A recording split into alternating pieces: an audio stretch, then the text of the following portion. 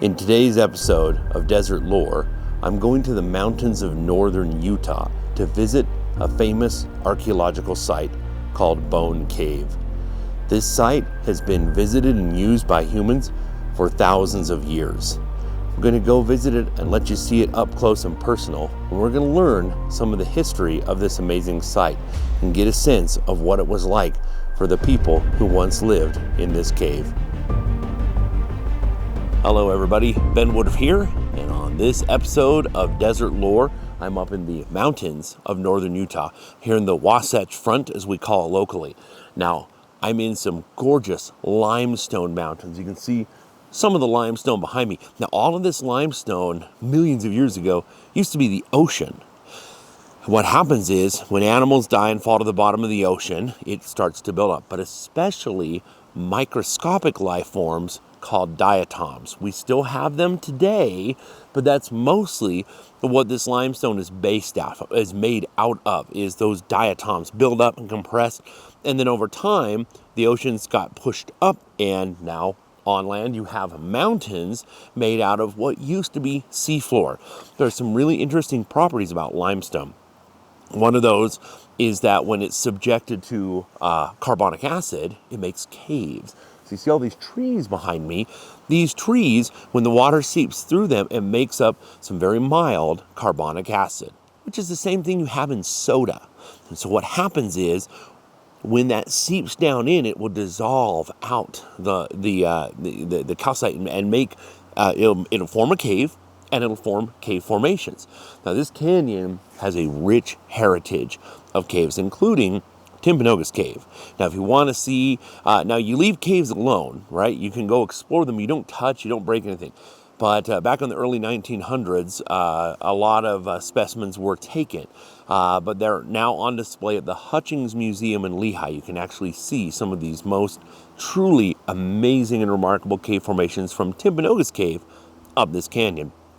But today I'm going to a different cave, an archaeological cave. Today I'm visiting the infamous Bone Cave. Dun dun dun. Dramatic name and a descriptively accurate name. So this cave has been visited by humans for thousands of years. There was even an archaeological dig that took place here. So the cave itself, it is a limestone cave, and it's perfect for habitation or for dwelling in for long-term or short-term. And you'll see the scorch marks when we get up there. You're going to see all kinds of things. There are some cave formations, but most of them have been damaged because cave formations, they're not alive, but they grow. And as they grow, they're growing chemically, chemosynthetically. Therefore, any alteration to that chemical process is going to alter the growth. And since for thousands of years, people have been staying in this cave, that soot coming up has altered the growth. But we will still see some small cave formations when we get up in there. Now, this cave, the archaeologists who excavated this cave, they found mostly bones of fish and bones of deer and bones of bighorn sheep, that people, as far as it's been written and as far as it can be interpreted, it seems that people would come up this canyon to hunt, and they would stay in this cave. And in doing so, it gave them a great place to hang out. It was shelter from the rain, shelter from the cold, a good place safe from predators. And it looked like it was a fishing camp, that they would go down below, catch fish, bring them up, dry them out, right, or eat them, whatever. And it was just a great place to stay for thousands of years. Now, the interesting thing is, and this is becoming increasingly common with modern archaeological sites, once all these bones and artifacts were excavated and documented, they were reburied in the ground in this cave. They're still there to this day. And again, it's mostly bones that were butchered by humans. It's mostly what is in this cave. But it's still fascinating to think, because people visit this cave today and have no idea that it has an archaeological history. So Bone Cave in the modern era. Well, for years it was kind of called Hippie Cave, because it's where the hippies would go to smoke marijuana and, have a good time communing with nature. And I've heard stories from old hippies telling me stories of going up there, and I've also heard from retired cops who would wait down below and wait for the hippies to come down so they could bust them. This also has been called Scout Cave, because for many years, many of the local Boy Scout groups, this is where they would do their winter camp. It's like, hey, let's go hike up to this cave in the snow. We'll build a fire. We'll be nice and warm, and it'll be a cool place to be. So there's a lot of history. Now, the largest demographic that goes to this cave, and again, it's not marked. You kind of have to know about it in order to know where it is. The largest demographic who uses it are rock climbers. And they put pitons in the rock, and sometimes they hang, and they have all their webbing and climbing webbing up. And, I used to do climbing, so I can respect that. But at the same time, I wish they wouldn't leave a lot of the excess hardware just hanging up there. Because again, for me, it's like this is an archaeological site, and people don't even know it. Anytime I'm up here and I see this and see other people there, I explain to them, I'm like, this is an archaeological site. So this is cool. It's a very steep little hike. It's not very long, but it's really steep. And if you've been watching my videos, I'm recovering from, I've been super sick for a month. So this is the first time I have my voice back, really. I've been just wheezing and still getting out into nature. But this is my first time kind of hitting the trail hard. So we're going to see some really cool things. And again, this is the legendary Bone Cave of the Wasatch Front. You can see limestone. Anywhere you have a crack in the rocks, there's an opportunity in this limestone for there to be caves. There's so many hidden caves up this canyon. So many have been discovered, and so many are yet undiscovered. We're going to go way up there.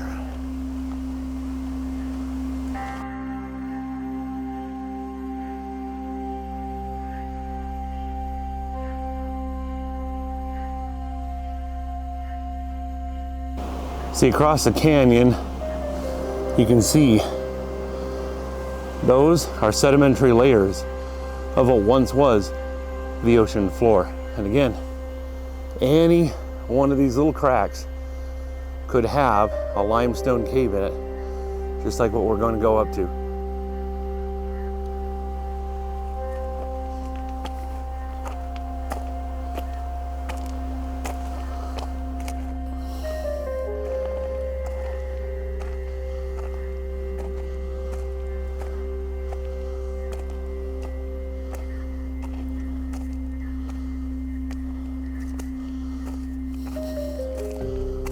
This is an edible plant here. This is called Oregon grape. It's young, so the grapes haven't come in yet. Occasionally they're sweet, but they're usually a little on the bitter side. Well, maybe not bitter, but tart. But this is an edible plant. It's got kind of that spiky edge to the leaf. They'll poke you if you're going around in sandals. But good edible plant, good one to know. I love being here in the Rocky Mountains. The Wasatch Mountains are part of the Rockies, and it's just so beautiful being surrounded by these fir trees, and you get a feeling of the Wild West still sort of being here. I'm just a few minutes from civilization, and yet I've seen hardly any people on the road, and now that I'm off the road, I can't see any sign of civilization.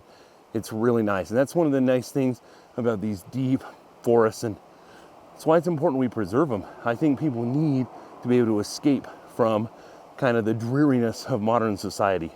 There's something to be said for the tenacity of life. Look at this little fir tree here, and it's growing like literally right out of a crack in the rock. So some little seedling just started right in there. And, was able to grow out from that. Eventually that root is going to get so big that it's going to split that rock open, which, then will destabilize up above and keep bringing the mountain down bit by bit. But it's amazing to see, you have, moss and a fir tree growing directly in cracks in the rock. Life always finds a way.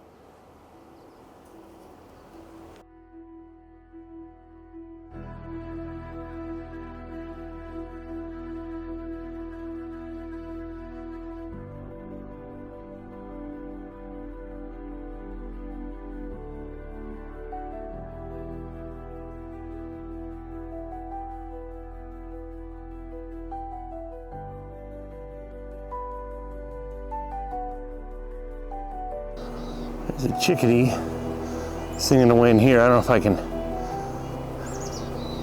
try to get it on film there. Hopefully you can hear it. There it is. Beautiful little birds.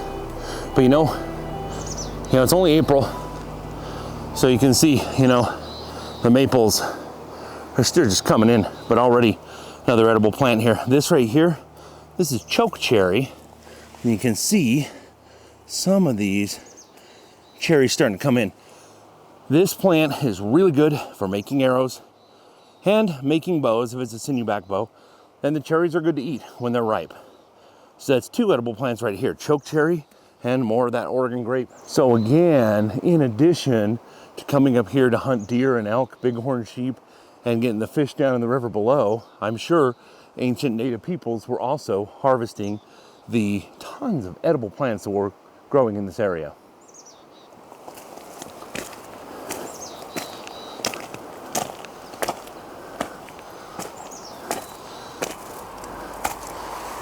Now this spot right here can be a little sketchy.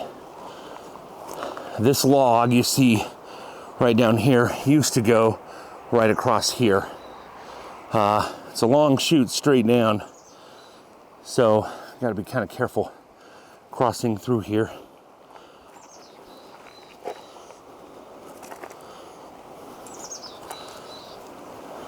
It's a little harder doing it with the gimbal, but it's more fun if you're along for the journey. But again, you can see the chute just goes straight down there.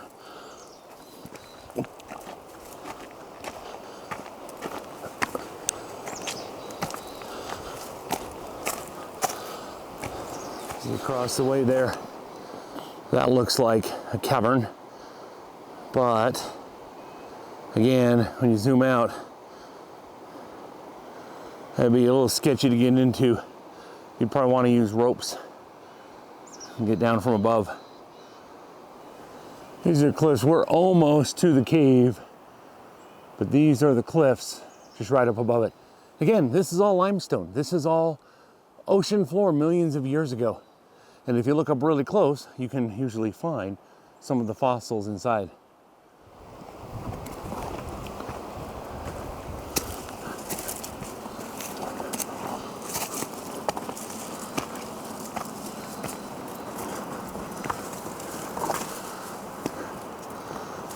Well, here's the cave right here. It's got a pretty commanding view. We'll get some drone shots, we're gonna do some LiDAR, but we're going to go on in here.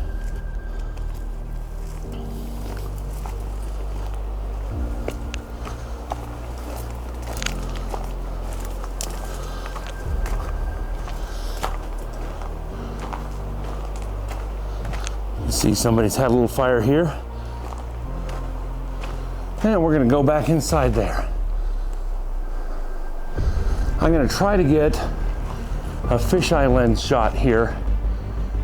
And again, I'm gonna get some LiDAR shots outside and inside, so you can get a feel what it's like actually in this place.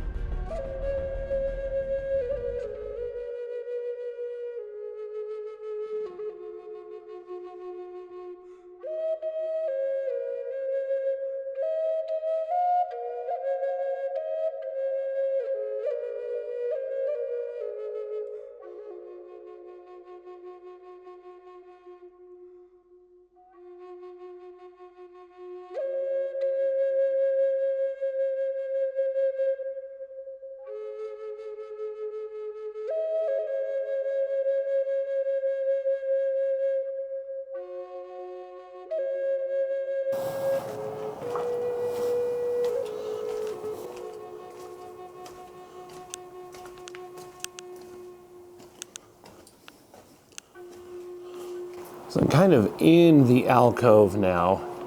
I'm gonna try to get some better shots of all this. It's just hard to kind of do this cave justice. I got a LiDAR scan And I'm gonna go ahead and show that what that's like. One of the problems is I broke rule number 1 of ever visiting a cave. I forgot my flashlight.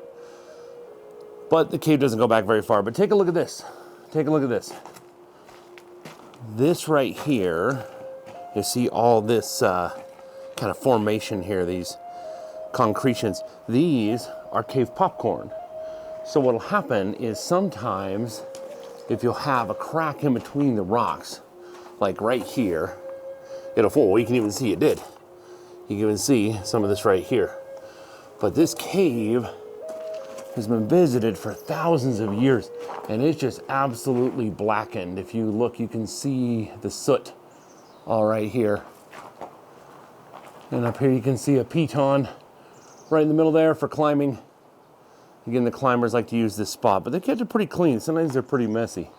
But again, here's a more normal look to what the limestone should look like. And again, you can see how blackened it is. Because again, it's a perfect spot to camp.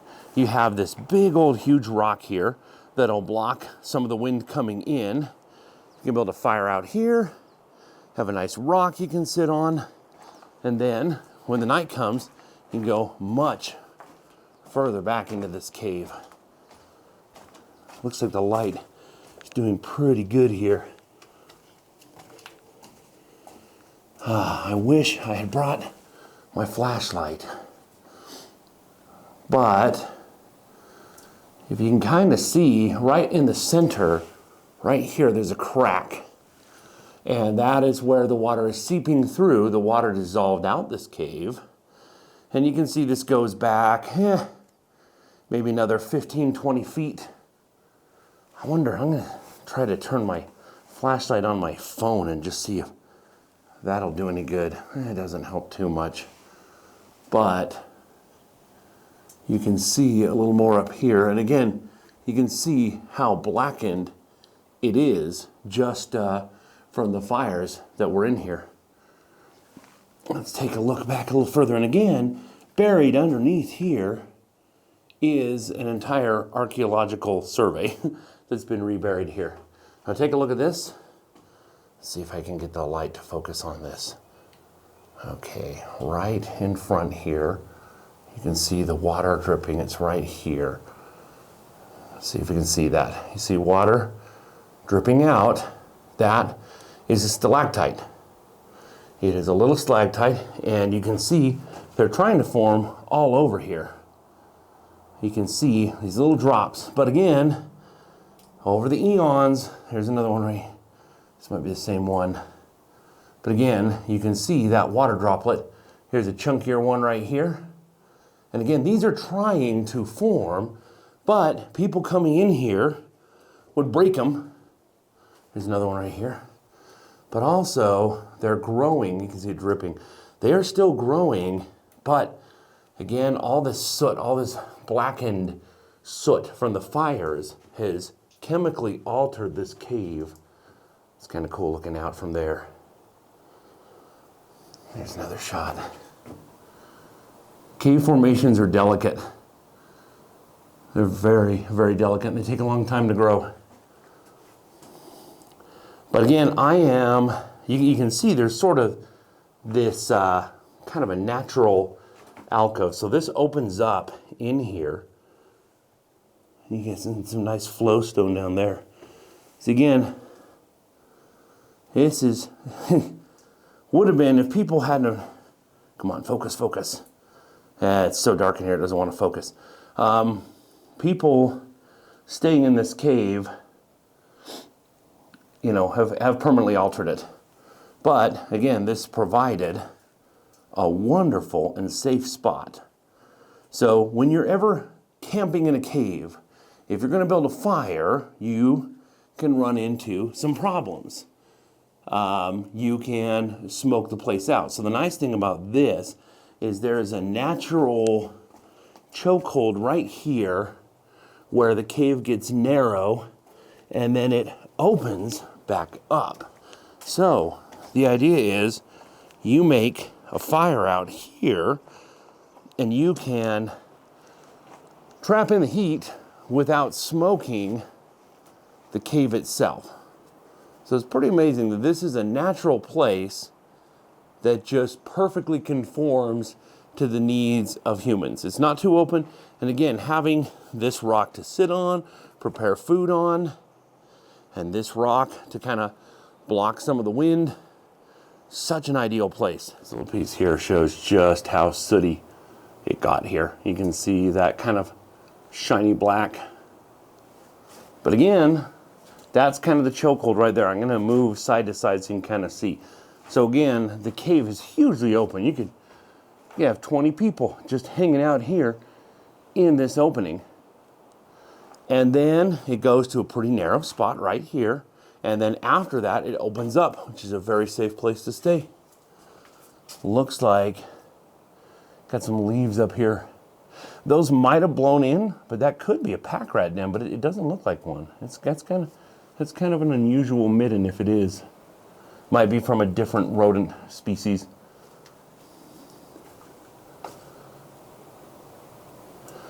But amazing to think people lived in here, or at least camped in here. There's a little bit of graffiti over there. Looks like someone put, "I love you." But people may have done that anciently too. I'm so sorry I didn't bring my flashlight. I am so sorry.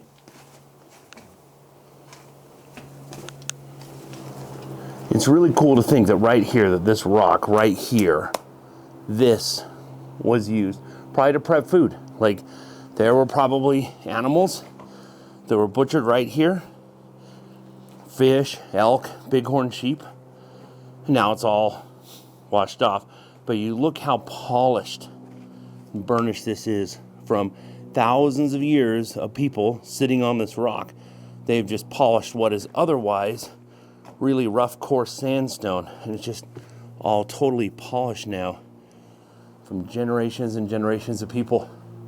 I'm going to do a video on how to make lamps out of tallow, out of meat, beef fat.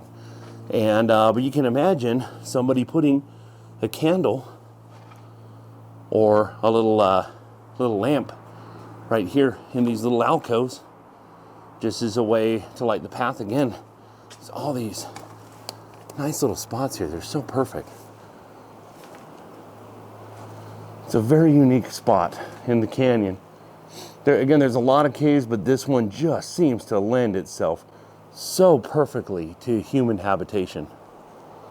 Visiting here at Bone Cave is kind of a surreal thing, because today, this is a recreational canyon. People come up here to camp and fish and go boating and just enjoy nature. People come to this cave now to do some rock climbing on it. And it's strange to think that people lived here and that their lives depended on here, that this offered protection from the cold. And it's almost like feeling kind of the ghost of the past here, knowing that you're treading in the same space, but a different time. I always love visiting this cave.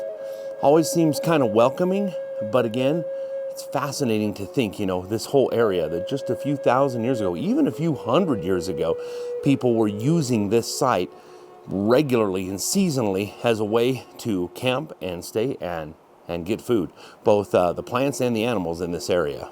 Well, I want to get some drone shots of this area, and hopefully, again, I took some LiDAR scans, not super satisfied with how they turned out, but I want to get some drone shots and give you a better sense of what this whole area looks like. I'll probably be in the shots, but again, I want you to get a feel of what it's like to actually be here. Well, I hope you enjoyed coming along with me today and visiting Bone Cave. Again, this is kind of a local site that not a lot of people know about. Again, always treat it with respect. Again, there's climbers here doing their thing nowadays. That's okay, but again, just have respect for the archaeological site as well as the mountain itself. Again, it's really important that we preserve our history so that people in the future can learn and experience these things as well. But I hope you enjoyed coming along. Hope you enjoyed seeing these. I'm trying the best I can to make it so that people can get to these places visually. I'm bringing a huge backpack filled with all different kinds of cameras with fisheye lenses and LiDAR and different things. I'm doing the best I can, and I'm going to keep evolving that. But my goal is to not just document kind of these little trips, but to give you a feel as if you were actually there. And again, that's taken getting a whole lot of extra lenses and different kinds of things to try to give you a feel, because I don't know if you're not used to optics, then you know a normal camera lens just kind of funnels it in. You don't get a feel of what it's like to actually be there. That's what I'm going for with the drones and the LiDAR and all this stuff. So hope you enjoy it, hope you learn something new, and I hope it inspires you to get out and check out some of these cool places. But always remember, life is an adventure. So never stop learning and never stop exploring. We'll see you next time.